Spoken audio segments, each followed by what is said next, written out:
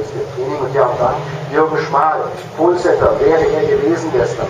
Die schnellste Zeit hat er aber definitiv gefahren. Da gab es aber Probleme mit dem Motor in seinem Honda und so musste man bei Target Competition den Motorwechsel vornehmen und Jürgen Schmal rückte damit bis ans Ende des Feldes, fuhr aber gestern dann dennoch noch auf Platz 10 nach vorne, ein Pünktchen für ihn. Und genau in dieser Position stand er jetzt auch, der Mann aus Innsbruck. Und ihn wäre auch mal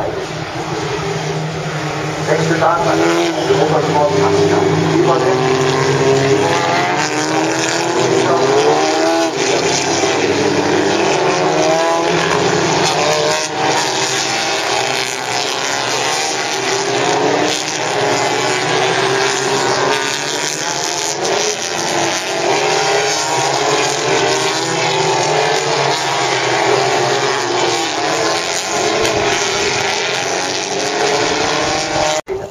ebenfalls dabei, Ampel rot, Ampel aus und einen schlechten Start auf jeden Fall können wir schon mal vermelden von Niklas Maxim, der dort nicht besonders gut weggekommen ist. Und so fliegt das Feld mit einem optimal startenden Antiguri jetzt Richtung Mercedes Arena. Und da hat sich Mike Heider schon das erste Mal überholen lassen müssen. Zweiter Platz jetzt für den Allgäuer, während einer der Honda weit über die Wiese geht. Das wäre wieder so ein Bestätigungsfeld von Steve Kirschdorf aus der Wiese heraus. Und jetzt steht einer quer, einer der Opel Astra 23, Pierre Yves Cortais, ebenfalls quer steht in der Wiese und muss jetzt alle passieren lassen.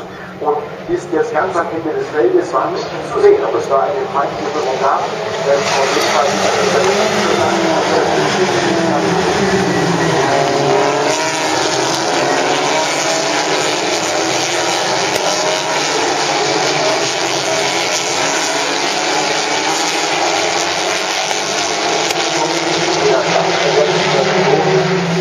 starkes Gegenwehr kann man dann aber mal halten, aber kann jetzt nicht alles